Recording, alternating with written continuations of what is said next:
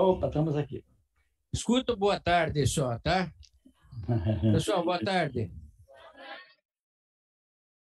Eles adoram esse sotaque sorocabano, viu, Lael? Eles adoram.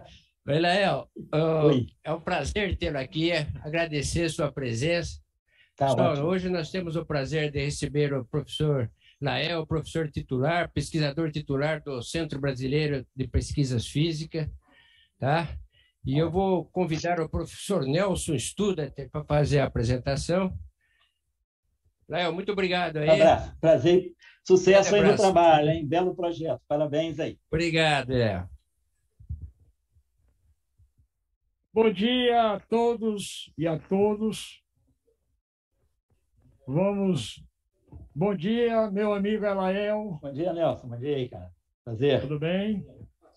Nós vamos dar continuação à série de diálogos com a presença hoje do professor José Abdala Elael Neto, que é pesquisador titular do Centro Brasileiro de Pesquisas Físicas. Já ouviram falar? Então, é um centro muito antigo do Brasil, da década de 50, que faz pesquisa em física, obviamente, pelo nome. E o professor Elael, ele tem uma formação na PUC do Rio de Janeiro, onde obteve o bacharelado e seu mestrado. Depois ele foi para Trieste, para o ICTP, que é o International Center for Theoretical Physics, que desempenhou e desempenha até hoje um papel altamente relevante no desenvolvimento da física no mundo. Foi uma iniciativa do professor Abdul Salam, um paquistanês que ganhou o prêmio Nobel e lutou bastante para o desenvolvimento da ciência, em particular da física, no terceiro mundo. E o Elael foi lá, fez o seu outro mestrado, fez um doutorado no grupo do professor Salam, embora que orientado pelo professor Strade. E de volta ao Brasil, ele ainda fez várias incursões, digamos assim, pós-docs, também lá no STP, no CBPF e na CISA, que é uma escola de física também lá da região da Itália. A área de atuação do professor Elael é a teoria geral de partículas elementares e campos, né, com especialização mais em superassimetria, supergravidade, opção de coisa difícil, mas que ele conhece muito bem. E o professor Elael, talvez interessa para você, eu nunca vi ele dizer em canto nenhum, nem ninguém apresentar assim. O professor Elael estudou muito tempo violino. Eu não sei se ele aí exerce esse lado dele, mas ele estudou violino. Na próxima vez nós vamos convidá-lo aqui para ele tocar violino. Mas ele tem muitas atuações no que a gente pode chamar de extensão, né? Ele desenvolve um trabalho muito bacana, que eu vou até dizer o nome, que é Educação para a Ciência e Divulgação e Orientação Vocacional e o Ensino em Cursos de Pré-Vestibular Sociais voltado para as classes populares. Então, ele tem um cursinho, esse trabalho ele desenvolve em Petrópolis, junto com outros colegas, e ele também é o responsável pelo curso pré-universitário lá do CBPF, gratuito, etc. Então, o Elael é um indivíduo que agrega o conhecimento científico e a sua atuação como pesquisador e formador de pessoais, né? Há essa qualidade de pesquisa excelente, é um trabalho social que ele desenvolve há muito tempo. Eu Eu tenho o prazer, então, de introduzir o Elael, que é o nosso amigo e é um especialista também em divulgação científica. Eu espero que vocês gostem da palestra dele. Professor Elael, a palavra é sua. Muito obrigado pela sua presença aqui. Tá certo. Obrigado a você, Nelson, pelo convite. Obrigado ao Fázio, obrigado aí ao James pela hospitalidade. E é um prazer poder falar nessa escola que eu tenho, pela qual eu nutro uma grande admiração. É um grande projeto político, pedagógico, educacional brasileiro. Eu acho que os estudantes que aí estão têm que se sentir muito privilegiados, mas privilegiados porque se esforçaram para chegar aí e fazer assim dessa escola realmente um centro que vai iluminar muito a física no Brasil, o diálogo da física com as demais disciplinas. Eu acho muito importante e eu fico muito satisfeito de poder compartilhar com vocês algumas questões da minha área, tentando com isso motivar, né, para o papel da física. Não, apesar de não ser uma física aplicada, a física que eu faço, né, eu estou falando para uma escola interdisciplinar, no Centro Nacional de Pesquisa em Energia e Materiais, mas o nosso material também existe, é o universo. Então, nós trabalhamos com um material chamado universo. E eu vou falar para vocês, né, vou tentar, assim, durante esses 50 minutos de fala, motivar vocês para aquilo que é o modelo padrão e as questões fundamentais que ele ainda lança. É uma teoria em plena e sempre em dinâmica construção. E aí eu faço um paralelozinho com aquela bela canção do Bob Dylan, né? Que é Blowing the Wind. Né? Então, ele sempre faz uma pergunta, uma estrofe com uma pergunta, e depois ele fala: The answer, my friend, is blowing in the wind. Aqui, no nosso caso, the answer, my friends, is running in the rings. A resposta está correndo nos anéis de colisão dos aceleradores. E essas questões estão sendo respondidas e serão respondidas através desses runnings, né? Desses aceleradores, como, por exemplo, o LHC em Genebra. Então, é um prazer poder falar com vocês sobre essas coisas. Vou deixar só mais ou menos assim a tonalidade da minha fala com vocês. Eu entendo que eu estou numa instituição, numa escola que preza, né, a abordagem ensino-pesquisa acoplados. Né? Então, o ensino é feito com base em projetos de pesquisa. Então, ensino-pesquisa sendo, vamos dizer, duas faces da mesma moeda. A escola, o ILUM, enfatiza a interdisciplinaridade, que é algo fundamental para se fazer boa pesquisa em qualquer área.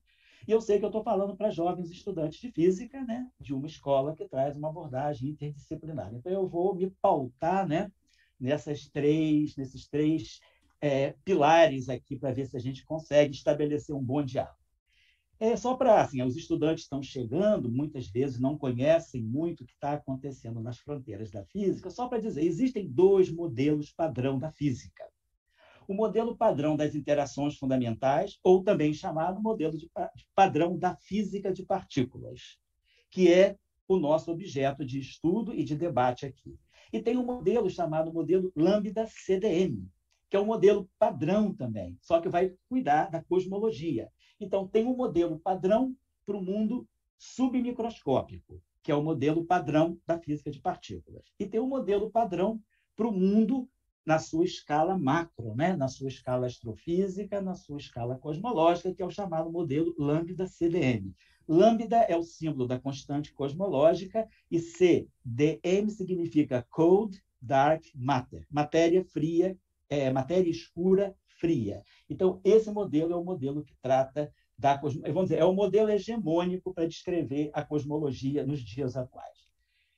O nosso modelinho, ele está aqui nessa camiseta. Essas 3, 4 linhas representam o modelo padrão.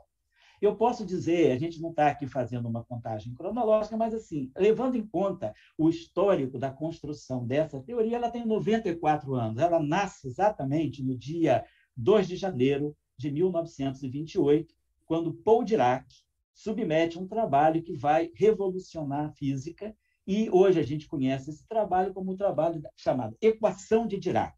A equação de Dirac é um estudo do elétron em que o Dirac funde a mecânica quântica tradicional, que estava nascendo, vinha de 1925, com a teoria da relatividade especial. A gente pode dizer que esse é o trabalho teórico que é o pilar da física de partículas e do modelo padrão. E essas 4 linhas, elas vão sendo construídas. Basicamente, essas 4 linhas estavam finalizadas em 1974. De 1928 a 1974 foi o estabelecimento dessas 4 linhas, esses símbolozinhos aí, tem muito a nos dizer. Mas o modelo, como toda boa teoria física, né, uma teoria nunca é finalizante, ela nunca está finalizada, ela está sempre expandindo os seus limites até chegar a um ponto em que ela tem que ser, vamos dizer, complementada ou até mesmo estendida por uma teoria mais fundamental ainda. Então, a mecânica clássica, a física newtoniana, ela depois é estendida para a física relativística, a física newtoniana também depois é estendida para a mecânica quântica. Então, uma teoria física, ela vai sendo absorvida sempre por uma mais geral. O modelo padrão está em busca dessa teoria que possa acomodá-lo, porque ele tem vários problemas. O que é importante de uma boa teoria física é saber localizar os problemas, aonde estão os problemas, e tentar expandir essa teoria para ver se a gente consegue uma teoria mais completa. No final, nós vamos ver que saiu um trabalho agora, no dia 8 de abril desse ano, que joga uma dúvida muito grande sobre alguns aspectos desse modelo padrão. Mas essas 4 linhas aí, bonitas, né? Elas são até estéticas, né? Cheias de símbolos gregos aí, né? Eu tenho uma camiseta assim, já me perguntaram na rua se isso era uma outra língua, se isso era um tipo de escrita antiga. Eu falei, não, isso é a linguagem da natureza. Quem está falando aqui, essa poesia aqui, essa estrofezinha de 4 versos, é a natureza que nos está dando. E para a construção dessas 4 linhas, praticamente foram dados 23 prêmios Nobel de Física. Existem 23 prêmios Nobel de Física escondidos no debate que levou a essas 4 linhas. E o modelo padrão, o que ele visa fazer? Ele visa incluir 3 das interações fundamentais da natureza. Nós conhecemos a interação da gravidade, a interação gravitacional, e depois conhecemos a interação eletromagnética, a interação nuclear forte e a interação nuclear fraca. A interação gravitacional, ela está fora do modelo padrão. O modelo padrão não descreve a gravidade. Ele está descrevendo de uma forma quântica, ele é uma descrição quântica das interações que nós chamamos interações microscópicas. O eletromagnetismo, a interação que, digamos, é a física que responde pela formação do átomo, pelas ligações das moléculas, vamos dizer assim, pela agregação de matéria. Então, a interação eletromagnética é uma interação em que nós temos forças atrativas e forças repulsivas, mas as forças atrativas são suficientes para fazer coesões. E aí nós temos o átomo, né, que é uma coesão eletromagnética. As cargas positivas do núcleo atômico atraem as cargas negativas das nuvens eletrônicas e nós temos o átomo. O átomo depois os átomos se ligam para formar moléculas às custas de forças residuais eletromagnéticas. Depois, a força nuclear forte, ela vai responder para uma outra física, que é a formação do núcleo atômico, onde nós temos núcleos atômicos com muitos prótons, com vários prótons e vários nêutrons, os prótons se repelindo eletromagneticamente, mas essa interação eletromagnética não sendo suficiente para fazer com que o núcleo se desfaça. O núcleo é agregado. Quem faz a agregação de próton com próton, de próton com nêutron e de nêutron com nêutron, é a chamada interação nuclear forte, que vence majestosamente a repulsão eletromagnética entre os prótons de mesma carga e faz com que o núcleo se forme. Então, é uma integração aglutinadora, forma estruturas. Depois nós temos uma outra força que atua no interior do núcleo atômico, que é a chamada força nuclear fraca. Ela é uma força em que a matéria muda de qualidade. Nós temos, por exemplo, o nêutron que decai, ele vira um próton, emite um elétron e um antineutrino. Então, são as interações ligadas aos decaimentos nucleares, que dá uma instabilidade no núcleo. Só que essa força, por isso ela se chama fraca, ela é pouco significativa frente às forças eletromagnética e nuclear forte. Então, ela não consegue destruir o átomo, o núcleo atômico, ela não desfaz o núcleo atômico, mas ela faz com que um núcleo atômico transmute em um outro núcleo por emissão de radiação. Então, essas três forças têm características muito interessantes. A força eletromagnética, como todos lembram, da força coulombiana, nós temos um potencial coulombiano que cai com o inverso da distância e uma força coulombiana que cai com o inverso do quadrado da distância. A força nuclear forte entre prótons e prótons, prótons e nêutrons, e nêutrons e nêutrons, vamos lembrar que, do ponto de vista eletromagnético, próton repele próton. Mas, do ponto de vista nuclear forte, próton atrai próton. A carga eletromagnética só leva a repulsão eletromagnética, mas existe uma carga nuclear portada pelo próton que faz com que prótons de mesma carga também se atraiam nuclearmente. E essa força é muito significativa e essa força tem um alcance muito pequeno. Eu estou mostrando aqui o alcance dela é de 1 femtometro. Femto é um prefixo que indica 10 à potência menos 15. É o milésimo do trilionésimo do metro, ou 10 a menos 13 centímetros, que é a escala nuclear. Então, essa força está restrita ao domínio nuclear. E depois a força nuclear fraca, que faz com que o próton possa decair, o nêutron, perdão, possa decair num próton. É o chamado decaimento beta, que nós estudamos quando falamos de radioatividade. É o decaimento beta nuclear. E essa força também, ela se agrega ao núcleo atômico. Agora, ela é uma força que tem um alcance menor ainda. O alcance dela é 1 milésimo do alcance da dimensão do núcleo atômico, é 10 a menos 16 centímetros, ou seja, 10 a menos 18 metros, o milionésimo do trilionésimo do metro. Então, essas forças têm características distintas.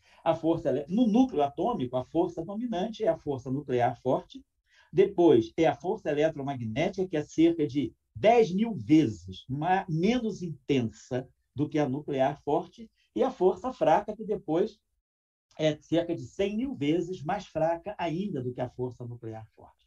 Então, nós temos essas três forças, muito distintas. Por quê? A força eletromagnética repele e atrai. A força nuclear forte atrai e forma estruturas nucleares. Já a força fraca, ela não forma nada. Nós não temos exemplo na natureza de nenhuma estrutura que seja agregada por conta ou devido à força nuclear fraca. Ela é uma força de transformação da matéria. O nêutron vira um próton. Um muon, digamos, ou a gente pode até colocar um elétron, pode virar um neutrino. Então, nós temos uma força de transição da matéria. Essa força é muito desafiadora e é a mais fraca. E talvez, por ser a mais fraca, é a menos compreendida. Então, nós vamos estar trabalhando pensando o seguinte, né? Nós estamos falando de uma área interdisciplinar, nós estamos falando para um público interdisciplinar. Então, a gente tem que olhar a natureza de vários pontos de vista, o aspecto físico, o aspecto matemático, e também o aspecto filosófico, né? Afinal de contas, física e matemática derivam da filosofia natural. E aí eu queria colocar para vocês que estão numa escola, e essa escola vai frutificar, e essa escola vai fazer escola, que eu acho que é importante, não é que uma escola seja um conjunto de cursos onde a gente faz cursos e ganha um diploma. Uma escola é um centro de pensamento. Nós temos que, daqui talvez a 10, 15 anos, nós vamos olhar um jovem e vamos dizer, pelo perfil desse jovem, ele veio da Iluma. A escola tem que ter vida própria, tem que ter personalidade. E vocês estão construindo uma escola com personalidade. Personalidade é feita pelos professores e também pelos estudantes. E eu estou dando esse exemplo porque Cambridge, né, sobretudo de St. John's College, é um exemplo de uma escola com personalidade. Paul Dirac, que é praticamente um dos pais da mecânica quântica, e o pai, vamos dizer, aquele que cortou a fita inaugural do modelo padrão, ele veio de Cambridge, ele foi um estudante de doutorado no St. John's College. E ele estudou a qualidade matemática da matéria, ele usou muito o aspecto matemático para compreender a matéria, nós vamos falar sobre isso. Depois nós temos também o caso do Duncan Haldane, também é de Cambridge, só que do Christ's College, e que estudou a qualidade topológica da matéria, dos materiais. Então, a física de materiais, vocês aí na Ilum, certamente em alguns momentos vão estudar trabalho do Haldane, que também ganhou o Prêmio Nobel de Física pelas suas contribuições àquilo que nós chamamos de matéria em estado topológico. E depois, finalmente, o Penrose. Roger Penrose, vamos dizer assim, um dos grandes impulsionadores da física de buracos negros, que ganhou o Prêmio Nobel em 2020 por todo o seu trabalho feito ao longo das décadas de 60, 70 e 80 sobre buracos negros. Quando muitos diziam que buracos negros eram uma mera curiosidade matemática da teoria da relatividade geral, Penrose dizia, não, esses objetos têm significado físico, eles hão de aparecer. E ele estudou a matemática, desenvolveu matemática para estudar os buracos negros, e esses depois acabaram aparecendo em 2016. Hoje nós temos já buracos negros que foram descobertos agora 2 semanas atrás, os Sagitários da Estrela, né, no centro da Via Láctea e outros. Então, é a qualidade da escola. A escola formou pessoas que viram a essência matemática da natureza. E nós estamos falando de natureza, não só no sentido mais filosófico. Estou falando de Duncan Haldane, estuda física de materiais, mas com uma abordagem bastante matemática também. Queria chamar a atenção aqui para essa carta do Einstein, né, para o Robert Thornton, em 1944, quando ele diz, e eu digo esse dito aqui, essa frase que tem muito a ver com a Ilum, que um conhecimento, né, das bases históricas e filosóficas concede aquele tipo de independência de preconceitos de toda uma geração, que muitas vezes, né, são preconceitos que incidem sobre cientistas. Ele fala, esta independência que é criada pela abordagem filosófica é, na minha opinião de Albert Einstein, o marco de distinção entre aquele mero artesão, especialista, e aquele que realmente busca a verdade. Então, eu acho que essa frase do Einstein é muito propícia, porque ela mostra a necessidade da física dialogar com as humanidades também. A gente aprende muito com as humanidades e vice-versa. Então, eu acho que a gente tem que pensar nessa formação completa, que eu acho que é o que a Ilum se propõe a dar. Aqui, só para lembrar uma frase do professor Dirac, né, que ele coloca, né, que nesse artigo dele de 1938, que o físico pode adotar o método da experimentação e da observação ou o método do raciocínio matemático.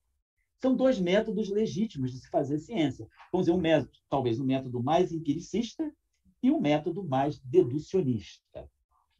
Eu vou passando, eu preparei muitos slides, mas não vou falar sobre todos para não gastar muito tempo. Eu vou deixar os slides aí com os colegas, né, da Ilum, com o Nelson Studart, com o James e com o Fábio. Vocês podem depois pegar, eu vou deixar o PowerPoint para vocês fazerem uso se precisarem de alguma informação que aqui está. E aqui eu queria colocar também, né, uma parte, né, que é fundamental na nossa discussão da essência matemática da matéria, que é o conceito de simetria. O conceito de simetria é um conceito que vem, vamos lá, da época dos gregos. Nós estamos falando aqui, desculpa uma coisinha só, de Platão. Vou colocar aqui, só para chamar a atenção aqui, Platão, lá no Timeus, em 360 a.C., ele já falava que o mais belo dos papéis da simetria é o papel de conferir às entidades que ela conecta a maior unidade possível. E é a proporção, que ele chamava de simetria, que possibilita esta unificação da maneira mais bela. Ou seja, simetria é aquela parte, né, da arte, é a parte da filosofia, na física. A simetria está presente no conhecimento humano. É aquela busca pela unificação. Nós vamos buscar padrões de identificação que nos fazem ver que, às vezes, fenômenos que aparentemente são muito distintos, eles são manifestações de um fenômeno mãe, de um fenômeno superior. E eu queria também chamar a atenção para esse filósofo grego pré-socrático, Anaximandro de Mileto, que no século VI a.C., há cerca de 2.500 anos, né, ele já falava de coisas, né, que nós estamos fazendo hoje. A física de hoje ela está em cima dessas ideias, né, que é buscar uma origem única, um princípio unificador, e é isso que o modelo padrão está fazendo. Nós vamos já ver, o modelo padrão é uma unificação, é um princípio unificador. Ele fala da transformação de umas coisas nas outras. Isso nós estamos falando de 600 a.C., o que não era trivial. E ele falava da importância da evolução temporal dos eventos. E dizia uma coisa muito importante, que é fundamental para a física de hoje, que nós não podemos restringir a nossa visão de mundo à pequenez de nossas experiências. Muitas vezes, as nossas experiências nos colocam frente a uma parte muito limitada da realidade. E nós temos que buscar expandir os nossos limites. Então, nós não podemos dizer que o mundo é aquilo que nós experimentamos diretamente. É preciso viajar. E a viagem grande, quem nos ajuda a fazer é a filosofia e é a matemática. Aqui, nós temos rupturas fundamentais que foram importantes nesse processo de viagem. A relatividade restrita, ela quebra um paradigma da física newtoniana, que é a simultaneidade dos eventos deixa de ser um absoluto e passa a ser um relativo.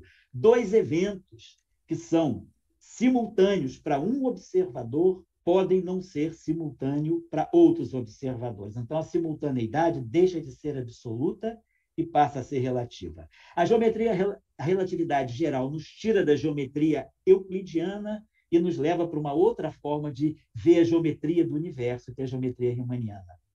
A mecânica quântica rompe com o determinismo da física newtoniana e nos leva para o mundo das indeterminações. E a teoria quântica de campos, que vamos dizer assim, é um passo além da mecânica quântica, ela nos mostra que o vácuo tem estrutura. Não existe mais a noção de um vácuo, que é a ausência de matéria. O vácuo é a presença de matéria em forma virtual. E isso quem nos diz é a teoria quântica de campos, através do primeiro trabalho justamente de quem? Do Paul Dirac. Nós vamos falar um pouco sobre ele também hoje. Então é isso, o aperon, né, esse conceito que o Anaximandro criou de aperon. Aperon é a palavra grega, a é o prefixo negação, e peros são as fronteiras. Então, o aperon é a falta de fronteiras, é aquilo que nos tira da fronteira. O perímetro é a medição das fronteiras, o aperon é a falta de fronteiras, ou seja, o conhecimento ele tem que buscar romper fronteiras, ele tem que ser ilimitado, ele tem que ser contínuo. Portanto, essa ilimitação do conhecimento nos leva a um profundo e constante aperfeiçoamento desse conhecimento. Então, acho que é um conceito muito importante que a filosofia discute muito bem e que nós temos vários exemplos de aperons na física atual. Eu não vou elencar todos aqui, coloquei alguns deles, mas só fica esse slide, se alguém for consultar, para refletir sobre alguns aperons, quer dizer, alguns momentos em que nós estendemos fronteiras, rompemos fronteiras da física para perceber novas visões de mundo. Foi o caso do elétron, né? O elétron só é descoberto em 1897 como partícula, mas ele era previsto por argumentação atomista, por argumentação filosófica e física, já desde 1864, por esse Stone.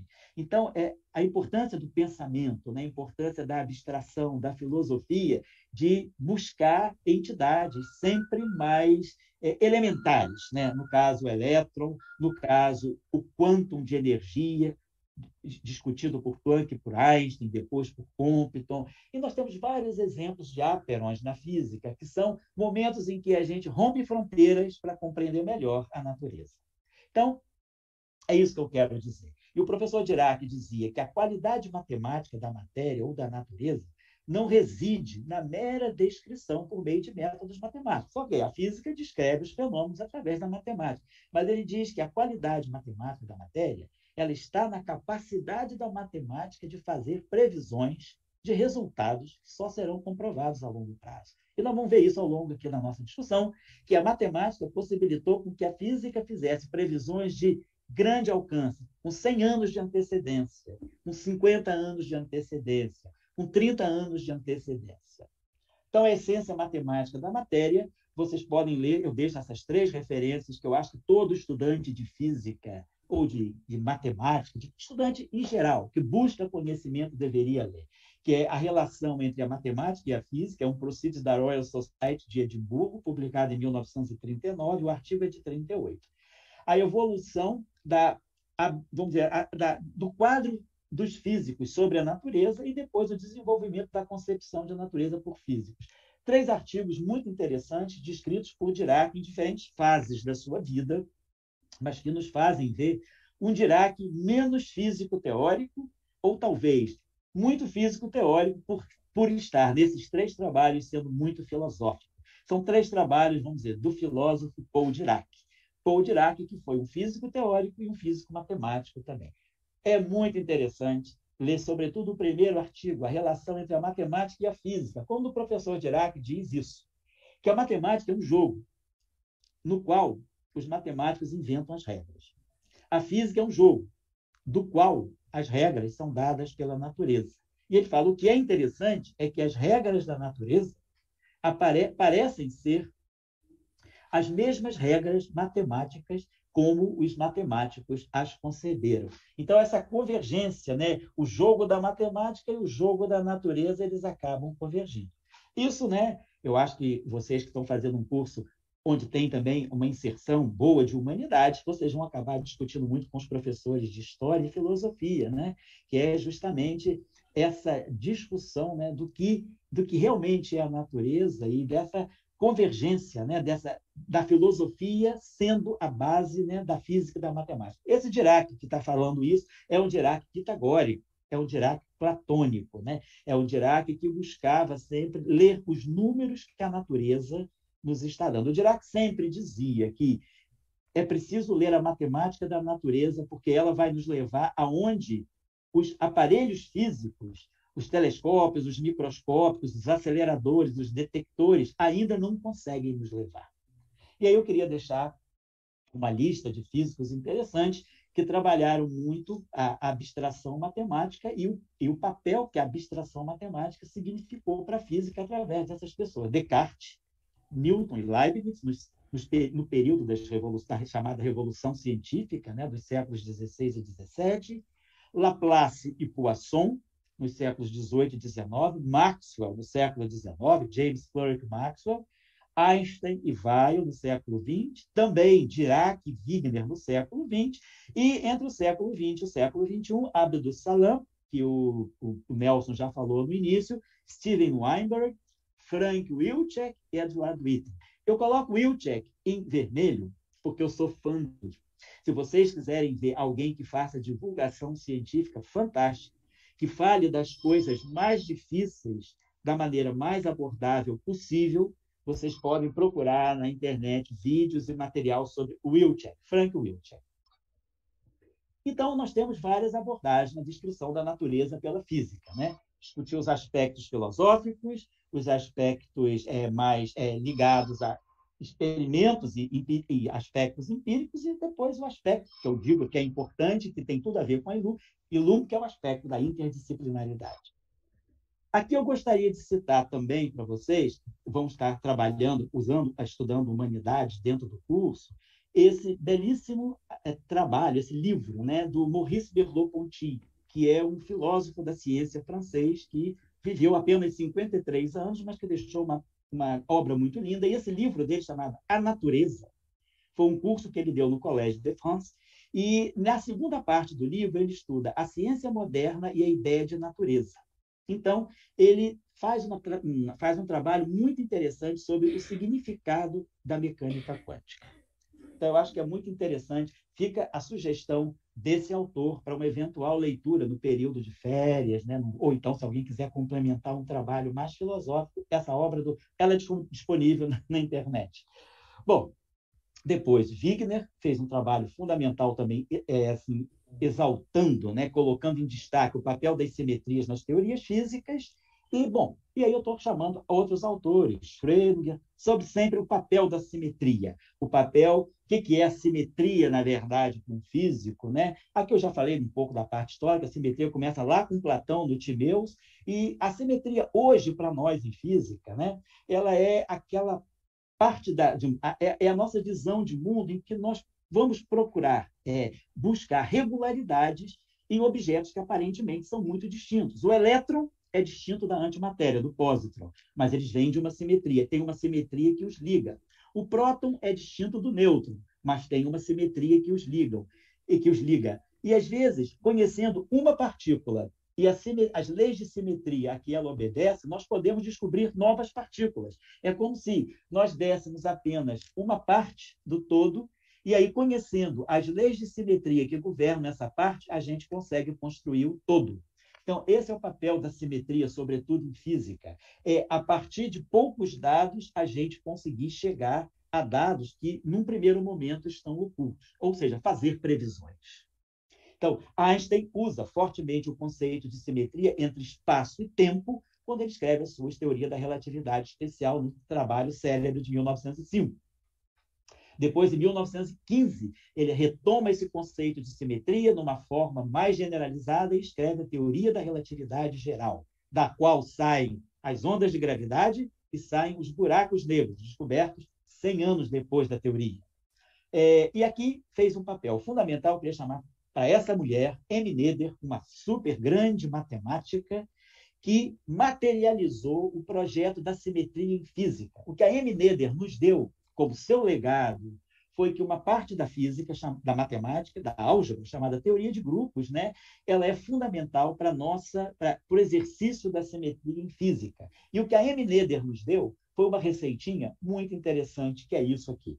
Ela nos deu uma receitinha que é baseada num tríplice concerto entre um princípio variacional, que estabelece equações dinâmicas na física, uma simetria, que é uma propriedade do sistema, e leis de conservação, que vão nos dizer que certas grandezas de certos sistemas permanecem imutáveis com o tempo. E isso nos ajuda a compreender de forma muito profunda a dinâmica do sistema. Então, o teorema de Noether, né, na verdade, são dois teoremas, o de 1914 e o de 1918, que ela publica ambos em 1918, eles são fundamentais. Eu diria que M. Noether foi fundamental para o estabelecimento matemático da simetria nas teorias físicas. Então, a mecânica quântica, que surge logo depois, nós estamos falando de 1918, a mecânica quântica vem sendo desenvolvida empiricamente desde 1900, e em 1925 ela culmina com os dois trabalhos pioneiros, o trabalho do Heisenberg e o trabalho do professor Dirac. Então, o teorema de Noether, a matemática de Noether influenciando a física, foi muito importante para o desenvolvimento e para a compreensão de muitos aspectos dos sistemas microscópicos descritos pela mecânica quântica. Aqui eu estou lançando para vocês os dois trabalhos fundamentais da mecânica quântica. A mecânica quântica nasce como teoria física nesse trabalho de julho do Heisenberg e no trabalho do Dirac, de novembro, ambos de 1925. Né? Em seguida, em 1926, em maio de 26, Dirac defende a sua tese de doutorado sobre mecânica quântica. Então, aqui nasce, nesses dois trabalhos, são as duas bases fundamentais da mecânica quântica que se instaura. E aí, a mecânica quântica é fundamental para a nossa compreensão. E aqui vai nascer o modelo padrão. Nesses dois artigos do professor Dirac, a teoria quântica do elétron, parte 1, e a teoria quântica do elétron, parte 2. Esse trabalho aqui é de 2 de janeiro de 28, e esse de 2 de fevereiro de 28 também. E depois esse trabalho de 1930, uma teoria de elétrons e prótons, que é quando Dirac lança o conceito de vácuo quântico, que é uma grande novidade para a física.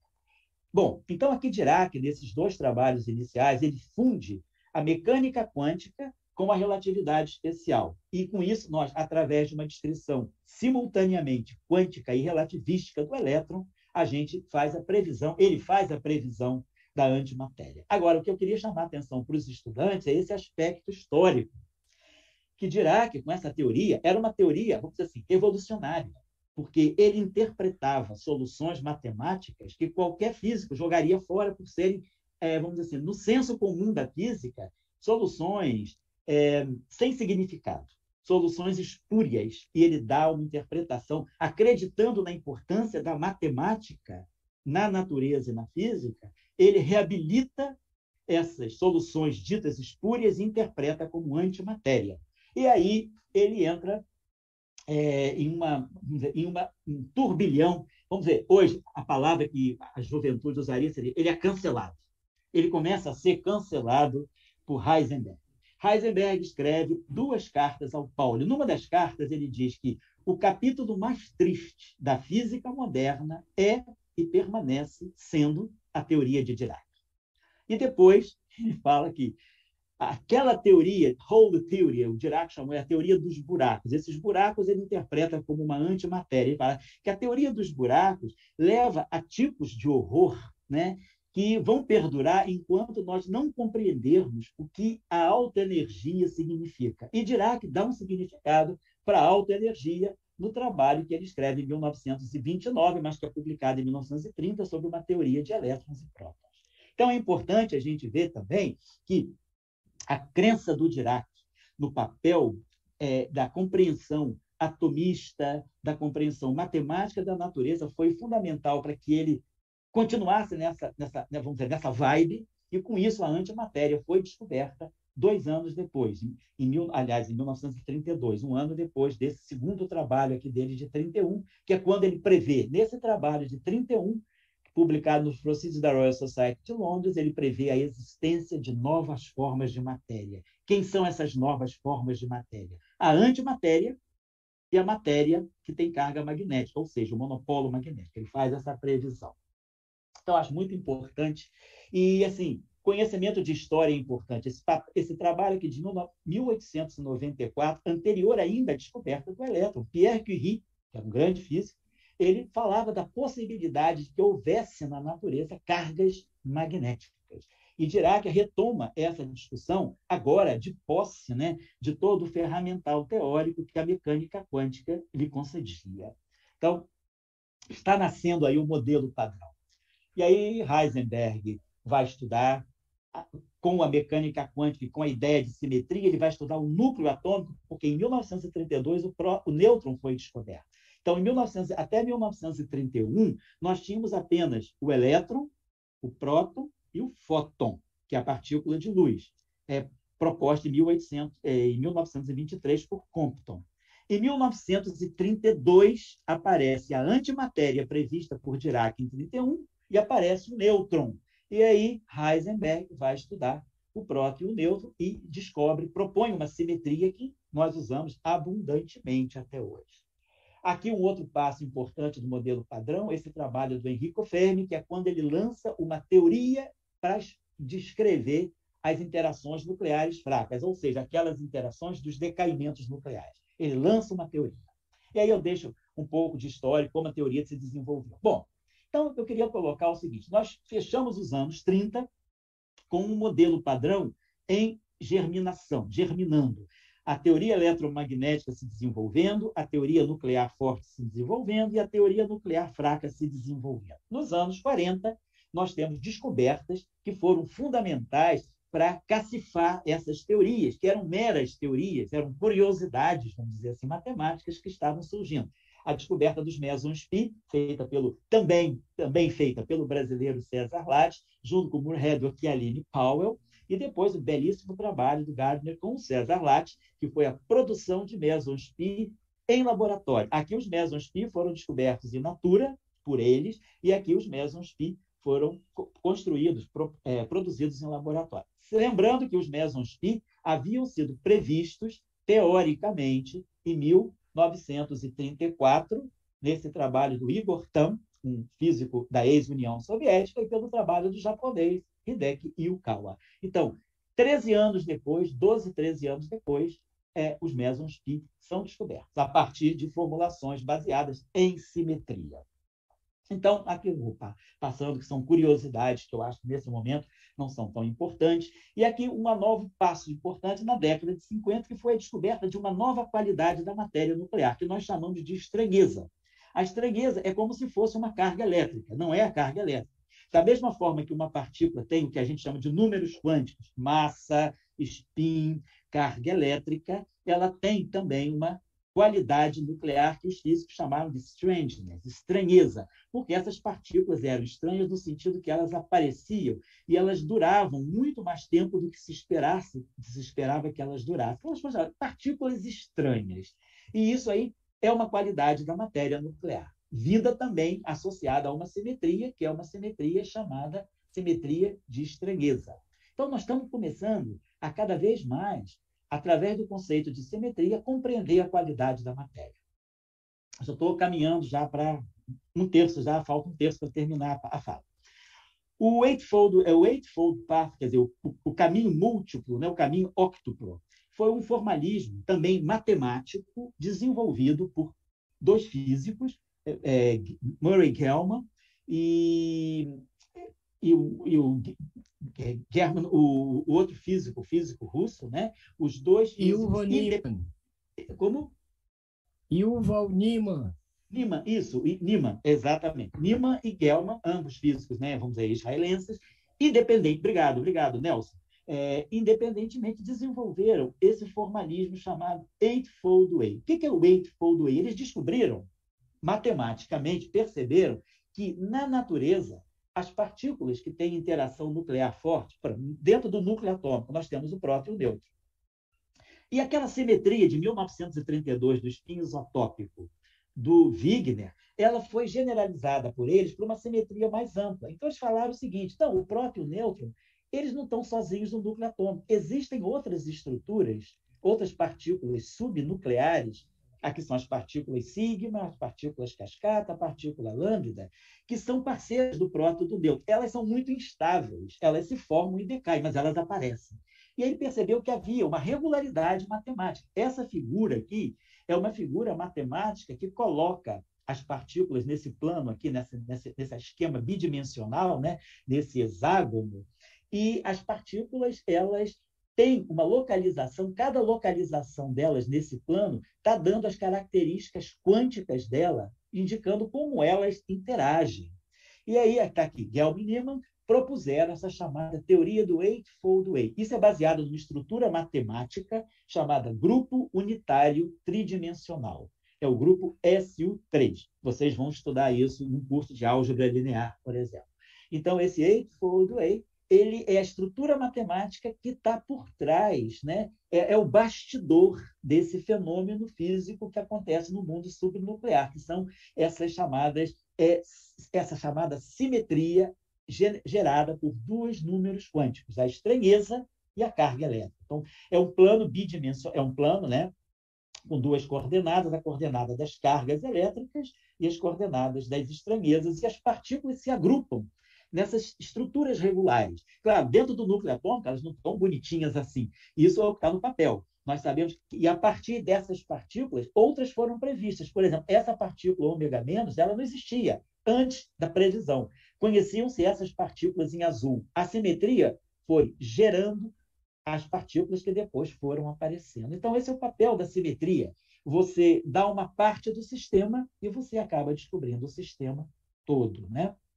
E aí, depois, Gelman e Zweig vão além, dizem, não, tudo isso é advindo de uma estrutura mais fundamental ainda.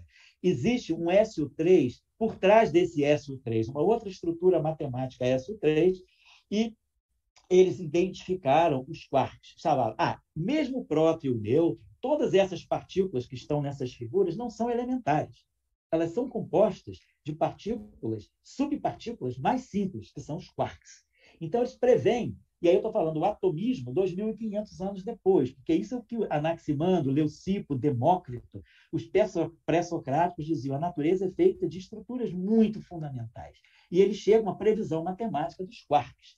São dois trabalhos. O Gelman e o Zweig fizeram isso independentemente, cada um a seu modo, mas formularam a mesma situação. Como obter, como compreender o próton, o nêutron e todos os seus parceiros subnucleares a partir da existência de estruturas mais fundamentais. Eles propõem, então, que os quarks existem nessa época, né, nesse período, quando eles propõem pela primeira vez em 64, os quarks são três: quark up, o quark down e o quark estranho, que responde pela estranheza, e esses três quarks se agrupam em situações distintas, quarks e antiquarks, para formar as partículas subnucleares. Então, o próton hoje é formado, nós compreendemos o próton como sendo dois quarks U com um quark D.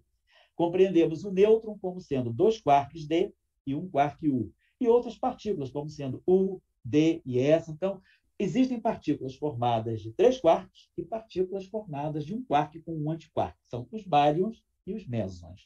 Isso tudo previsto ainda, quer dizer, era uma descrição matemática que acaba sendo descoberta em aceleradores. Em 69, 5 anos depois, esses quarks são identificados indiretamente.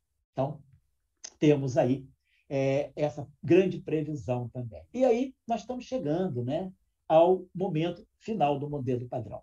O modelo padrão está se configurando. Aqui eu queria abrir uma reflexão do Oscar Greenberg, que foi fundamental para a compreensão dessa simetria, né? Que liga esses três quartos, que é uma simetria chamada simetria de cor, color symmetry, é cor no sentido abstrato, não tem nada a ver com as cores do espectro. Mas ele diz que ele propõe essas três cores para poder acomodar o princípio da exclusão de Pauli na física de quarks. E aí ele fala, eu queria colocar essa fala dele, né? Ele faz um trabalho muito importante, publicado no Physical Review Letters, mas ele faz uma fala que acho também que tem muito a ver com a Ilum, no sentido de que não existe conhecimento inútil. Estuda-se física também com uma componente importante, levando a sério as humanidades. Ele fala, muito cedo na minha carreira profissional, eu levei muito tempo investigando conhecimento inútil. Veio que o inútil ele coloca entre aspas.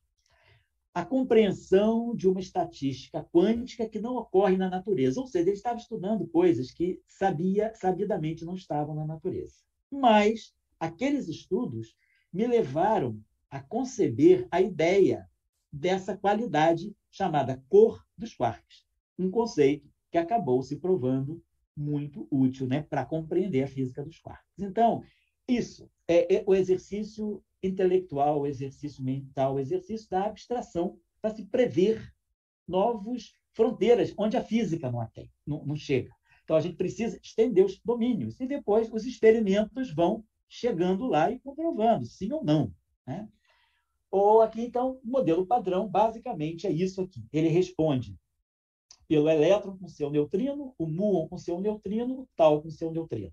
Responde pelos quarks. Então, aqui nós temos a física de interações fracas, aqui nós temos a física de interações fortes, a física de interações fracas e a física eletromagnética. Os quarks estão em todas, são presentes em todas as interações.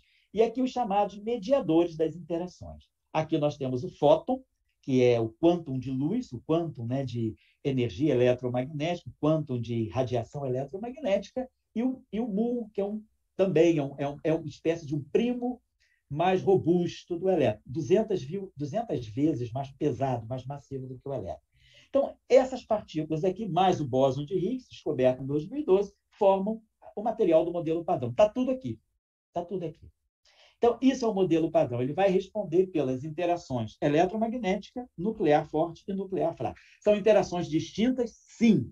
Mas o papel da simetria no modelo padrão é mostrar que essas físicas distintas têm uma origem comum, uma origem unificada. Eu tenho uma teoria única que vai se desdobrando em diferentes teorias, em diferentes momentos do universo. Né? 10 a menos 15 segundos após o Big Bang, aparecem as três interações. 10 a menos 10 segundos, né, um décimo de bilionésimo de segundo após o Big Bang, a interação eletromagnética e a interação nuclear fraca se separam. E nós temos as interações como nós as vemos hoje. Então, no início, no universo primordial, havia uma origem comum para essas três interações. E hoje nós compreendemos que essas interações vão se decompondo e vão se apresentando a nós como distintas, mas elas provêm de uma origem comum. E é a simetria que nos revela isso. Então, aqui nós temos a camiseta, né, a t-shirt do modelo padrão. E aí, o modelo padrão é uma teoria física bastante criticável, porque ela tem 19 parâmetros. Uma teoria com 19 parâmetros, eu não vou especificar todos aqui, porque seria muita particularidade, mas só dizendo em geral, uma teoria física, uma boa teoria física, ela deve ter um número reduzido de parâmetros, e com esse número reduzido de parâmetros, nós devemos fazer muitas previsões. Isso é o que a gente espera de uma boa teoria. Ela é enxuta, ela é limpa. Agora, uma teoria com muitos parâmetros, a gente pode sempre ajustar para dar certo. Então, o modelo padrão, ele peca pelo excesso de parâmetros. Mas, basicamente, é o que nós temos de melhor hoje para descrever os 4% de matéria visível do universo. Eu estou repetindo aqui esse slide que eu botei lá no início, das três interações que estão embutidas no modelo padrão. Elas são distintas para nós, mas elas têm todas uma origem comum. É esse o papel da simetria. E o modelo padrão, ele tem várias limitações. Eu estou colocando aqui 12 limitações, mas dessas 12, 9 são importantes, por isso que eu coloquei as 9 questões, né, que estão no título do seminário, que The Answer, My Friend, is Running in the Rings. A resposta a 9 dessas 12 questões, elas estão nos experimentos que estão sendo feitos com os aceleradores atuais, sobretudo o LHC de Genebra. O problema de se colocar três interações distintas, muito distintas, como tendo uma origem comum. Isso tem um critério físico chamado naturalidade e hierarquia. Como essas interações são hierarquicamente distribuídas. A interação nuclear forte, se ela vale 1, a interação eletromagnética vale o milésimo, e a interação nuclear fraca vale o centésimo do milésimo. Então, nós temos uma hierarquia de interações muito distintas, mas que têm uma origem comum. Então, isso é o critério. Nós estamos em busca de compreender o que pode sustentar essa hierarquia. E tem uma teoria física chamada supersimetria, uma teoria física e matemática que está sendo vamos dizer, desbravada nos aceleradores para ver se as previsões dela se realizam. Se as previsões feitas se realizarem, nós temos um caminho muito bom para compreender esse problema da hierarquia. Depois, a origem do Higgs. O que é o bóson de Higgs, que é colocado de uma forma tão arbitrária para se compreender a origem da massa no modelo padrão? Depois, nós temos um grande problema, que é um disparate muito grande na faixa de 1 para 1 milhão entre certos desses 16 parâmetros aqui, desses 19 parâmetros. Desses parâmetros aqui, esses 3 parâmetros aqui, y mu e y tal, esse aqui é ligado ao elétron, esse é o mu e esse é o tal. E esse aqui ligados aos quarks. Esses parâmetros, eles têm valores muito distintos. Esse parâmetro, olhado para o quark top, ele é cerca de 1 milhão de vezes mais intenso do que o mesmo parâmetro olhado para o elétron. Então, tem uma discrepância de parâmetros que deveriam ser muito próximos. E isso é um problema que tem que ser resolvido. Depois nós temos também o chamado problema do CP forte, que é o problema que tenta compreender por que o nêutron tem um momento de dipolo elétrico tão pequeno, deveria ser maior, é muito pequeno. Isso pode estar associado a uma simetria que é rompida, né? Depois nós temos o problema da matéria escura, que nós sabemos que hoje nós temos 4% do universo são a matéria visível descritas pelo modelo padrão. Isso aqui representa a descrição de 4% do nosso universo, como nós o compreendemos hoje. 26% matéria escura e 70% energia escura. Depois, nós temos, será que a partícula de Higgs ela é composta ou ela é uma partícula elementar? Existem subpartículas dentro do Higgs? Os experimentos também vão nos dizer. Depois, esse decaimento desse sistema de mesons, pode também indicar um problema sério para o modelo padrão, pode ser vamos dizer assim, um limite muito restritivo do modelo padrão. E, finalmente, por que o universo é feito de matéria e não de antimatéria? Nós temos átomos, nós temos moléculas, nós temos planetas, mas nós não temos um antiplaneta, não temos uma antiestrela. A antimatéria, no início do universo primordial, ela sumiu, ela foi aniquilada e ficou só a matéria. Hoje, se constrói em laboratório o antihidrogênio, o átomo de antihidrogênio, que é um antipróton e um antielétron, que é o pósitron. Esse átomo tem uma duração média de 17 minutos. Por que a antimatéria ela se aniquila tão rapidamente? Por que ela desapareceu do universo visível? Então, isso é um problema sério do modelo padrão que a gente procura resolver também com base nesses experimentos. E agora, no dia 8 de abril de 2022, uma partícula fundamental do modelo padrão, que é a partícula portadora das interações fracas, esses chamados bósons W, ele foi medido com muita precisão nos experimentos mais recentes e revelou que ele é mais pesado, ele é 0,1% mais pesado do que o modelo prevê. 0,1% pode parecer pouco, mas para essa física, que é uma física de efeitos muito sutis, muito pequenos, ela é uma diferença grande, considerada grande. Então, o porquê os experimentos estão dando um resultado que é 0,1% mais amplo, né, maior do que o previsto. Isso pode ser um caminho para uma nova física que nós estamos buscando além do modelo padrão. Então, esse é o modelo padrão, eu não vou mais me deter muito sobre ele, queria trazer para os estudantes, né, a motivação de se fazer física em vários, não só do modelo padrão, física de partículas, mas físicas em todas as suas nuances, né, em todas as suas sub-áreas, porque elas são cheias de desafios, cada vez mais a física, com as novas tecnologias que permitem experimentos muito precisos, estão trazendo cada vez mais desafios. Né? Já estou acabando, 5 minutos, aqui só para lembrar um pouquinho, né, que a importância da interdisciplinaridade, porque a interdisciplinaridade nos ajuda a compreender melhor os conceitos científicos, a levar os conceitos científicos de uma área para outra, e, inclusive, de dialogar com a sociedade. Muitas vezes, nós sentimos que a ciência e a sociedade fica sabendo da ciência em momentos de grande descoberta. Por exemplo, descobriu-se um buraco negro, aí todos os jornais falam. Amanhã todo mundo esquece. Ou então, a sociedade acaba tendo contato com a ciência no momento de grandes catástrofes, grandes terremotos, ou, por exemplo, grandes problemas ambientais, como agora também o problema da Covid-19. Então, aí a ciência interage com a sociedade. Mas a ciência está lá, e a sociedade está aqui, e elas querem conversar. Eu acho que uma formação interdisciplinar facilita muito, porque muitas vezes a ciência ela fica muito cristalizada nas suas caixinhas e comunica com muita dificuldade com a sociedade. E também, lembrando que os órgãos que nos julgam, eles dão muito mais importância à divulgação da ciência no meio científico do que à divulgação da ciência com a sociedade. Quer dizer, se você faz um trabalho de divulgação científica ou faz um trabalho, vamos dizer, dito de ciência dura, o trabalho de divulgação vale muito pouco. E o trabalho de ciência dura é contabilizado com muito mais peso. Essa, vamos dizer assim, essa disparidade que é criada, muitas vezes obriga as pessoas da ciência a deixarem de lado um pouco essa comunicação com a sociedade, que é tão importante. Mas a ciência precisa estar mais presente. Eu acho que a interdisciplinaridade e o estudo da filosofia nos ajudam muito nesse diálogo com a sociedade. Aqui, eu queria lembrar que já em 1762, Jean-Jacques Rousseau, nesse seu belo livro chamado Emílio, ou da Educação, ele discute a relação do indivíduo com a sociedade a partir de temas filosóficos, portanto, temas científicos também, e a partir de temas políticos. Então, é importante a relação com a sociedade. O Rousseau aqui já traz esse debate muito interessante nesse livro.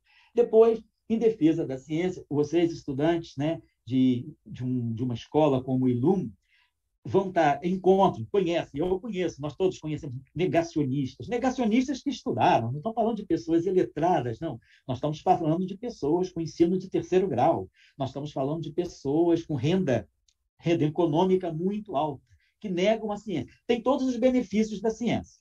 Tomam a vacina, usam GPS, têm os melhores celulares, os melhores laptops e os melhores recursos científicos, tomografia, PET, tudo, mas na hora nega a ciência. Então, nós temos que defender a ciência. E defender a ciência não é brigando na internet, é lendo bons trabalhos e fazendo trabalho de divulgação à altura. Né? Então, eu sugiro boas leituras. O Valor da Ciência, de Henri Poincaré, foi o maior matemático que nós temos notícia na história, é um livro de 1905. O livro do Max Weber, um dos 3 pilares da sociologia moderna, a ciência como vocação. Esse livro belíssimo do Bachelard, A Formação do Espírito Científico. Eu estou dando outros aqui, mas eu estou chamando a atenção daqueles que são mais imediatos.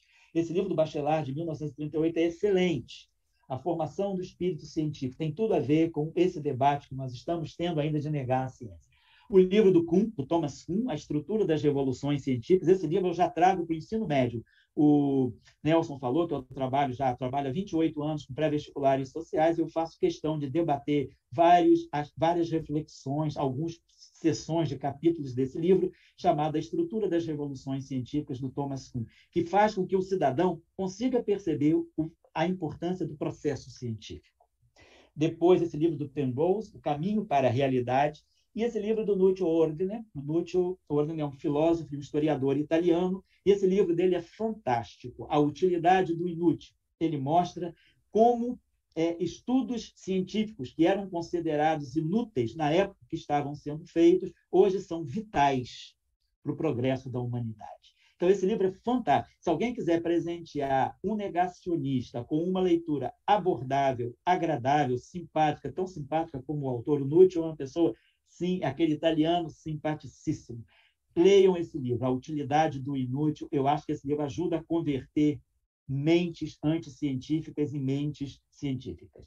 a realidade não é o que parece. Aí é o Carlo Rovelli retratando o Anaximandro de Mileto lá, falando que a realidade é muito mais ampla do que aquilo que a gente percebe. Então, eu queria finalizar deixando os meus contatos aqui, deixando o site do Professor Global, que é um site que nós temos, né, assim, aberto à comunidade para debater questões de física, cursos de graduação, cursos de ensino médio, tem várias coisas. É muito amplo, assim. Percam-se, mergulhem nesse oceano que é o Professor Global. Existem muitos outros bons mundo afora, eu estou só mostrando o nosso, que a gente vem construindo com base nessa ideia, debatendo física, mas junto com outras categorias de ciência, ciência política, filosofia, ciências sociais, física com biologia, física ligada com matemática. Então, esse site do Professor Global pode ser muito útil para os estudantes perceber debates que são gravados, estão disponibilizados, inclusive no YouTube. E aí, nós, como vocês viram, eu falei muito do professor Dirac, né? Então, claro que nós temos a República do Diraquistão, que é o nosso núcleozinho do CBPF, onde a gente tenta desenvolver essas ideias. Eu retorno a palavra aí ao Nelson, retorno a palavra ao James e agradeço a todos vocês pela atenção nessa hora e meia de discussão. Obrigado. Muito obrigado, professor Elael. Então, Nelson vai cuidar das perguntas no auditório. Nelson? Obrigado, Elael, pela sua palestra, muito interessante.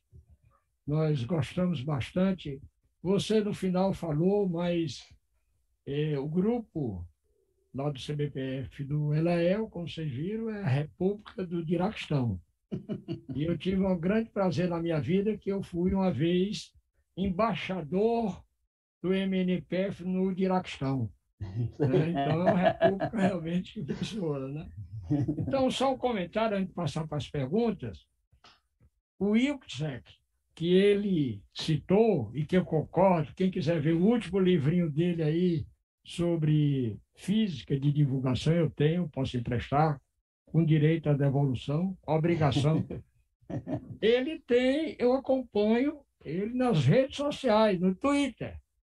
Ele tem muita coisa. Vocês precisam procurar esse pessoal no Twitter, tem o John Wick, tem muita gente hoje fazendo divulgação da ciência, computação quântica, etc., falando no Twitter. Gente boa, não é pessoas assim só para conversa, né? Então, eu passo a palavra agora, para os nossos queridos e queridas alunas, começando pela Isabela. Olá, professor, muito obrigada. A sua palestra foi realmente muito incrível. Você conseguiu realmente... foi realmente um exemplo de interdisciplinaridade para a gente. E, na verdade, a minha é uma pré-pergunta. Antes de começarem as perguntas, eu quero saber se, por acaso, teria como você disponibilizar esses slides para a gente, porque eu não consegui anotar todas as indicações de livros que você... Nem tirar foto de todas as indicações que você passou. Tranquilo. Quando eu acabar a palestra, eu já estou enviando para o Nelson eu não tenho o e-mail do James, mas eu mando para o Nelson e o Nelson distribui para vocês à vontade, né? É de vocês a palestra. Nem tem nome, não tem nem meu nome nela. Ela é do povo brasileiro. Muito obrigada, viu? Muito obrigada pelas indicações e por ter compartilhado seu conhecimento com a gente.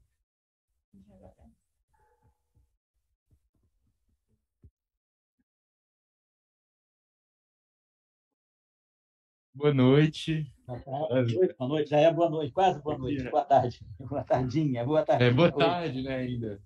Tá meio escuro. Eu queria saber, mais relacionado à relação que existe entre a física e a matemática, né? Você explicitou, aí me desculpa a pronúncia, mas a teoria de Noether. E relacionada... Noether. Isso.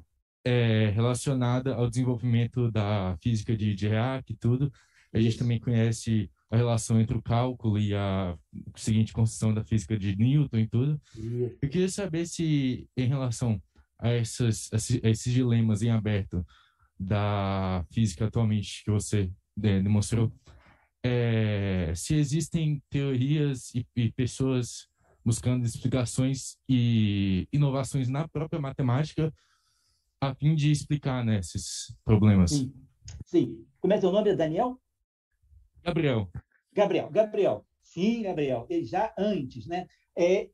Vamos dizer assim, essa retroalimentação física-matemática, ela se tornou muito forte justamente a partir final da década de 20, 30, com o Dirac, com Hermann Weyl, que foi um grande matemático, mas que fez muito pela física, Paul Dirac, Eugen Wigner. Então, assim, há essa discussão. A matemática que nós usamos, por exemplo, nós conseguimos sobreviver bem em física e fazer muito boa física com a álgebra, com o cálculo, né? O cálculo, por exemplo, foi fundamental. O cálculo desenvolvido por Newton e por Leibniz foi fundamental para a nossa compreensão da mecânica newtoniana. Depois, novas formas de geometria. Geometria riemanniana do século XIX é usada, é a base da relatividade geral de Einstein na década em 1915. Né? Então, a geometria riemanniana entrando no lugar da geometria euclidiana para trazer uma visão de mundo onde a gravidade está unida com a relatividade. Então, as matemáticas vão entrando. E aí eu queria chamar a atenção para o professor Paul Dirac, que ele dizia justamente isso. Né? A física traz os problemas. E aí nós temos um dilema. Ou nós levamos os problemas da física para a matemática, ou nós trazemos matemática para os nossos problemas físicos. E Dirac dizia que optava por trazer matemática nova para os problemas físicos.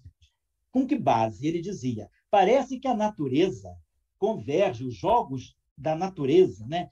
As regrinhas da natureza que formam o jogo da física, elas convergem com as regrinhas que os matemáticos criam para fazer matemática. Ele partia desse pressuposto. E aí ele dizia, bom, então, se nós temos um problema físico, vamos criar regras matemáticas, nem que elas não existam, vamos criar. Matemática é criação. Vamos criar regras matemáticas, vamos criar um novo jogo matemático para discutir esse fenômeno físico. E Dirac concebeu nova matemática a partir de estímulos da física. Um dos grandes matemáticos, maiores matemáticos do século XX, que era um Sir Atiyah, né? O Atiyah era libanês, mas fez a sua carreira na Inglaterra. Michael Atiyah. O Atiyah, ele dizia, para eu fazer a matemática que eu faço, eu preciso estar em contato perene com os físicos. Porque ele era da escola Cambridge também, ele era da escola diraciana, em que a física dita os problemas. A matemática pode ser trazida, inventada para resolver esses problemas. Então, Gabriel, hoje sim, existe um estímulo muito grande a novas formas de matemática na física. Por exemplo, a geometria algébrica está entrando muito mais pesado na física, a topologia já entrou bastante na física, a topologia algébrica, a teoria dos números. Então, a física está buscando novas matemáticas também para poder dar conta dos problemas mais complexos que vão aparecer na física. A gente está cada vez... Hoje, para você ter uma ideia, vocês terem uma ideia, hoje nós estamos penetrando na matéria a uma dimensão de 10 à potência menos 16 centímetros. Nós estamos pegando o milésimo do núcleo atômico, nós estamos chegando no âmago do próton e do nêutron. Então, são situações da natureza muito extremas. Nós estamos numa escala muito extrema da natureza, em que a aparelhagem ainda não dá conta, não tem precisão. E aí, a precisão está onde? No raciocínio matemático. É importante a abstração. A matemática não substitui. Nunca Dirac disse que a matemática é mais importante. Ele sempre disse que a matemática é uma espécie de um batedor. Você manda a matemática te conduz. Você vai até onde você puder ir com a matemática. Interprete os seus resultados e tire conclusões físicas. E aí os experimentos depois vão dizer. Quer dizer, o LHC foi construído para testar ideias de previsão da física que haviam sido feitas 3 décadas antes. O telescópio Hubble, o Planck, essas grandes plataformas de observação espacial, elas são também construídas para se testar a física que já foi prevista com décadas de antecedência. Os buracos negros, em 1915 até 1970, buracos negros não passavam de uma curiosidade matemática das equações de Einstein. Foi preciso, entre outros, mas sobretudo Penrose, para dizer, não, essas curiosidades matemáticas são entidades físicas. E ele foi fundo no estudo dos buracos negros. E os buracos negros acabaram sendo descobertos 100 anos depois da sua previsão matemática. Então, essa é a relação. Ô, Gabriel, você lendo esse artigo que eu estou sugerindo a vocês, do professor Dirac, a relação entre a matemática e a física, né, publicada em 1938, né, 1939, está na internet, é só botar The Relation Between Mathematics and Physics, Paul Dirac, você vai ter o PDF nas suas mãos. Vocês vão ler esse artigo? Esse artigo é aquele clássico, que cada dia que você lê, você absorve uma coisa a mais. Eu até hoje aprendo lendo aquele artigo. Então, são nuances que a gente, às vezes, não vai percebendo numa primeira, numa segunda, numa terceira, numa enésima leitura. Então, a matemática é, para Dirac, na física, um instrumento de observação da natureza, que depois pode vir a ser comprovado por um instrumento físico de observação em um laboratório. Então, espero ter respondido, assim, não respondido, mas ter ilustrado a tua inquietação. E retorno a palavra ao Nelson. Léo, eu vou aproveitar a minha condição aqui de apresentador para dizer uma coisa que eu aprendi, mas pode ser um mito. Então, você confirma, porque eu acho que é muito interessante para os alunos, que é a função de Dirac. Isso. Eles vão ouvir muito a função delta de Dirac, que não é uma função. Isso. É um negócio bem doido. Quer dizer, o Vinícius está puxando a minha orelha, porque ele propôs isso como uma função cuja integral é definida, mas ela não é definida. É um negócio bem maluco. E foi a partir daí, né, que os matemáticos, principalmente Lohan Schwartz, criou a teoria das distribuições. Exatamente. Para mostrar que a função de Dirac era só uma delas possível. Isso é verdade? É verdade, exatamente. A partir do delta de Dirac, todo mundo conhece Dirac pelo delta de Dirac. Não conhecem, às vezes, Dirac nem pela antimatéria, né? Nem pelo paper fundamental da mecânica quântica, mas é o Dirac do delta de Dirac. Então, e pelos brackets, infelizmente. E pelos brackets. E pelos brackets. Pelos brackets, exatamente. Então, o Dirac, né, ele trouxe essa noção, ele criou essa noção matemática do delta de Dirac, que, na verdade, como o Nelson falou, não é uma função, é um funcional. Né? Eu vou só tirar a minha imagem um momentinho. Então, mas eu estou falando ainda, só tirei a imagem um momentinho. Então, é um delta de Dirac, é um funcional, não é uma função. E, a partir daí, foi desenvolvido um campo matemático, justamente, chamado, estou voltando, teoria das distribuições. Então, é o exemplo típico que o Dirac falou. Traga a matemática para a física. E depois, essa matemática que você traz para a física, ela vai florescer como bela matemática também. Então, é perfeitamente, não é mito não, Nelson. Exatamente o que você está dizendo corresponde à realidade. Agora eu vou passar aqui para a pergunta, mais uma pergunta. Olá, tudo bem? Meu nome é Isadora. A minha pergunta é como que fizeram para medir o bóson W que você disse que vai sair essa pesquisa aí? Perto. O bóson W ele foi previsto entre 1965 e 67 em 3 trabalhos, né? Um trabalho do Sheldon Glashow, um trabalho do Steven Weinberg e um trabalho do Abdus Salam. E os 3 ganharam o Prêmio Nobel de Física de 1979 por essa previsão. O bóson W foi medido no experimento em Genebra do acelerador que é o vovô do LHC. Nós tínhamos o PP-barra, né, que era esse acelerador, eram as colaborações UA1 e UA2, depois veio o LEP no final da década de 80 e agora temos o LHC. Então, o vovô do LHC, em experimentos de colisão próton-antipróton, detectou a presença dessa nova partícula que é o chamado bóson W, que foi medido com uma massa muito, na época, com os testes de precisão dos experimentos, ela foi medida com uma massa muito próxima do valor teórico. Hoje, com os experimentos muito mais refinados, descobriu-se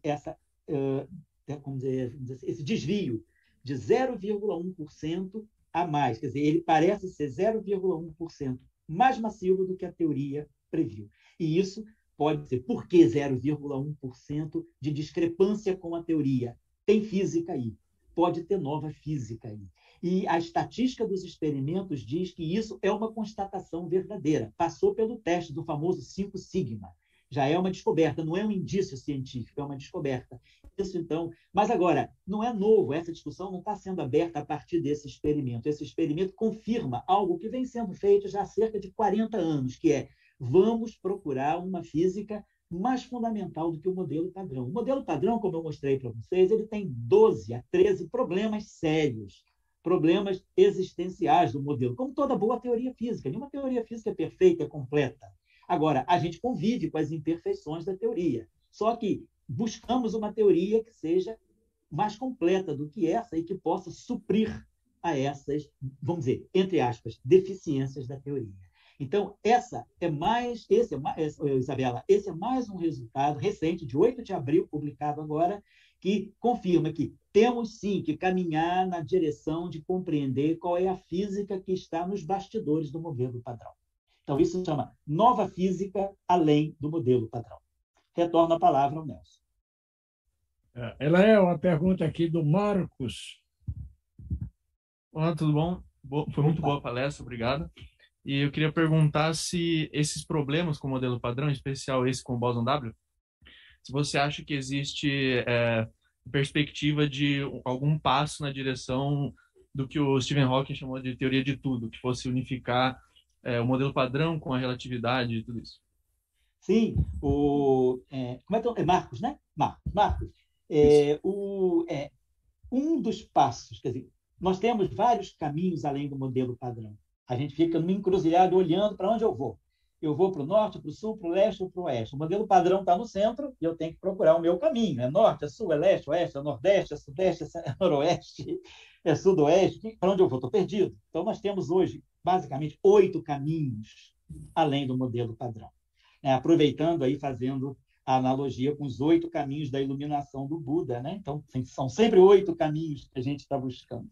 E aí, um dos caminhos é a teoria de tudo, é a teoria de cordas, que pode ser uma teoria que vai subsidiar esses problemas no modelo padrão. Só que nós temos ainda grandes dificuldades matemáticas, né, e também conceituais para assim, a teoria de cordas se sustentar. Não que ela seja errada, que ela está em construção, mas ela ainda não é construída o suficiente para nós garantirmos que ela resolve os problemas do modelo padrão. Ela resolve alguns problemas do modelo padrão, mas não todos. Então, nós temos que buscar também, talvez, caminhos complementares que existem para a gente compreender como subsidiar, quer dizer, como incorporar o modelo padrão dentro de uma teoria mais ampla, mais completa e que resolva os seus problemas. E não é nenhum demérito uma teoria física ter problemas. A mecânica newtoniana é excelente, mas ela tem problemas. Quando você está trabalhando com objetos que têm velocidade próxima da velocidade da luz, a física newtoniana falha. Se nós começamos a olhar o elétron, a mecânica newtoniana falha. A gente tem que usar o quê? Mecânica quântica. No caso das velocidades muito altas, temos que usar a teoria da relatividade. Então, as teorias físicas, elas são sempre suplementadas por alguma teoria mais completa a partir delas. Às vezes, a gente não pode acumular. A gente tem que fazer corte. Da mecânica newtoniana para a mecânica quântica, nós temos um grande corte. Nós saímos do mundo da determinação e passamos para o mundo do indeterminismo. Então, a mecânica quântica, ela chega de uma acumulação de problemas da mecânica clássica, mas, num certo instante, eu tenho que fazer um corte violento, quebrar um paradigma da determinação e ir para uma física que jogue com os indeterminismos. A mesma coisa com a relatividade. Em um certo momento, tem que romper com o padrão da simultaneidade de eventos. A simultaneidade de eventos deixa de ser um absoluto na física e passa a ser um conceito relativo. Aí eu vou para uma nova abordagem da física que supre problemas da mecânica newtoniana. Então, a teoria de tudo, ela é uma dessas possibilidades. Eu trazer elementos, ingredientes que não estão presentes nas premissas do modelo padrão e que vão resolver as limitações do modelo padrão. É esse o caminho, tá certo? Muito obrigado pela tua pergunta. Retorno ao Nelson. Léo, é o Fázio. Fázio, fala, professor. Aprendi muitos, parabéns aí. Sabe que físico da matéria condensada trabalha com poucas partículas, né? Mas eu aprendi topologia lendo físico. Eu não consigo ler livro de matemática, eu não consigo entender topologia. Eles têm uma coisa muito particular para escrever, mas, enfim. A minha pergunta, uma parte você já respondeu aí na pergunta do Marco, mas quão dependente o conceito está do experimento agora, atualmente? Fázio, eu até, desculpa se eu fosse um pouquinho radical, mas eu até diria o seguinte, o que na verdade a gente tem que ser franco e não pode esconder. Não é legal eu dizer isso, mas eu vou dizer. Eu acho que hoje o experimento na nossa área está muito dependente da teoria. Você já vai para o laboratório sabendo o que alguma teoria já te disse. Tá? Então, quer dizer, tem aquela física em que a teoria é subordinada ao experimento. Eu diria o existo, logo penso. Então, o experimento é o existo e a teoria é o penso. A nossa física ela está muito no penso, logo existo. Penso, extrapolo, vamos dizer assim, viajo, e aí vou propor algum experimento lá na frente. Então, hoje, eu diria que na física de partículas e campos, os experimentos estão muito dependentes da teoria. Inclusive, por exemplo, o próprio LHC, os detectores do LHC, eles já têm toda uma conformação, a arquitetura deles já é em face da teoria que ele vai tentar comprovar. Então, o experimento está muito ligado à teoria. Talvez as grandes surpresas que você fala de que a teoria vai submeter, o experimento vai submeter a teoria, ou seja, a teoria estará submetida aos experimentos, talvez na astrofísica. Eu acho que a astrofísica e a cosmologia, elas hoje podem fazer com que a teoria se submeta aos experimentos. Mas na nossa área, que é a chamada física de partículas e física de interações fundamentais, que é a física ligada ao LHC, esses grandes detectores, nós temos o experimento muito submetido à teoria. Então, eu até gosto de brincar com os estudantes dizendo, nós somos penso, logo existo. E a outra face é o existo, logo penso. Então, o experimento é muito guiado pela teoria. Foi assim com a descoberta dos neutrinos, com a descoberta dos quarks, você já sabia o que você queria buscar. O modelo padrão é típico disso. Você foi para o laboratório, construiu o LEP, construiu o LHC, querendo, entre outras coisas, medir o bóson de Higgs. O bóson de Higgs foi previsto em 64. Ele só foi descoberto em 2011, 2012, 48 anos depois. Então, você foi para o LHC com a certeza de que você tinha que construir uma máquina que iria dar o bóson de Higgs. Então, nesse sentido, eu digo que o experimento está muito submetido à teoria, na nossa área. Mas, como eu falei, na astrofísica, na cosmologia, a gente pode vir a ter as boas surpresas de ter uma teoria submetida aos resultados experimentais observacionais. Obrigado, Fázio. Mas, assim, acho que o Fázio trouxe uma questão muito importante também, que é a física de materiais hoje, como você falou, você teve que estudar topologia. Ela está ligada, a topologia entrou na física de matéria condensada também. Então, a física de matéria condensada também está se refinando com uma boa matemática. Retorna ao Nelson. Eu vou Sim. também radicalizar. Eu acho que, por exemplo, em física, o empirismo já era, cara. Sim, sim. Não é isso do tempo do B. Né? Que bom que você pensa assim também. Porque você... todo mundo diz que tem que primeiro observar para depois. Não queria nada hoje em dia que se você não tiver um modelo teórico por trás, que você queira fazer a experiência baseada naquela teoria bem desenvolvida. É o que você está dizendo, Nelson. Por exemplo, o bóson de Higgs. Nos experimentos do LHC, para você produzir um bóson de Higgs, você tem que ter cerca de 1 trilhão de eventos. A cada trilhão de eventos, você detecta um bóson de Higgs. Agora, imagina, se nós não tivéssemos uma teoria que predissesse o bóson de Higgs, o bóson de Higgs não ia cair do céu no colo de ninguém, nem no aparelho de ninguém.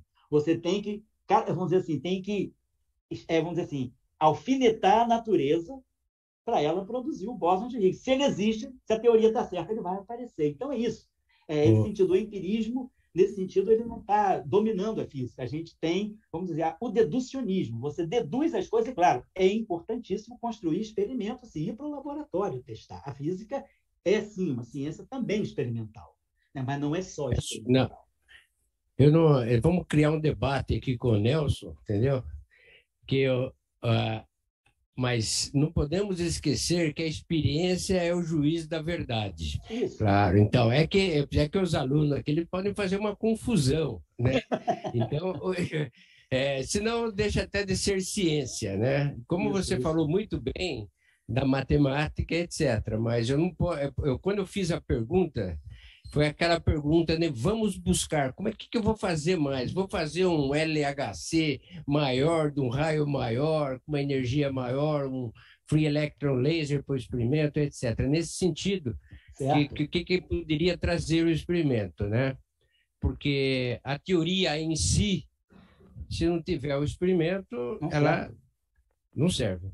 É só para essa observação. Talvez não foi confuso. Agora, então, já que o Nelson passou o microfone, é que eles vão ter aula de inglês agora. Tá certo. Supercorda tem futuro ou não? Olha, assim, eu não sou... eu não sou da comunidade funda do Supercorda. Trabalhei com as supercordas arranhando na superfície. Mas, sim, eu acho que ela tem futuro. Agora, ela tem futuro se nós seguirmos um conselho do velho professor Dirac, que é buscar algum princípio novo. Está faltando princípio. Não adianta só colocar efeitos especiais matemáticos. Não adianta fazer uma física de Spielberg. Nós estamos precisando trazer um Fellini para a física, para fazer uma física mais existencial, uma física mais de ingredientes para resolver problemas das supercordas. Então, eu acho que a supercorda tem futuro, mas não adianta ficar enfeitando a supercorda com muitos acessórios matemáticos antes de se ter um princípio fundamental, que eu não sei qual é, mas que nós devemos buscar. Quer dizer, quem trabalha na área tem cabeça e concentração para ir à busca, mas o que está faltando é um princípio fundamental, porque a física só muda, não é quando aparece uma equação muito complicada, é quando aparece um princípio muito fundamental. Então, eu termino assim também com os estudantes, e aí eu concordo, que eu acho que o projeto da ILUM é fundamental. A busca de princípios fundamentais vem muito também da convergência da física com a filosofia, porque, para dizer a verdade, né, o grande laboratório de ideias que nós temos ainda é a filosofia. Ela não faz previsões, mas ela nos ensina a pensar. Então, eu termino por aqui. Agradeço ao Nelson, agradeço ao Adalberto, agradeço ao James, agradeço aos estudantes pela atenção e pela oportunidade de interagir com uma escola que mas será uma grande escola do Brasil. Escola, com todas as letras maiúsculas. Um abraço a vocês todos e muito obrigado. Um minutinho, Léo. Um minutinho que agora você vai receber um presente e vou lhe entregar em mãos, que é a nossa sacola e uma camisa para você, da Ilon, para você contrapor com aquela maravilha lá, que é aquela camisa. Tá ótimo. Né? E outra coisa, só reafirmar que eu não tenho nenhuma divergência do Beto. Eu acho que tem que ter experiência, mas a teoria tem que vir antes. Hoje tá e um comentário também do Wilczek é que ele é um dos proponentes da Supersymmetry, e você chamou Suzy. E ele tem uma camiseta I Love Suzy. É isso aí. Não, o Wilczek é fantástico. Vale a pena. Um abraço a todos. Obrigado a vocês. Muito obrigado. Obrigado e bom trabalho a todos. Sucesso aí no projeto. Tchau, tchau. Tchau. Tchau, tchau. Recording.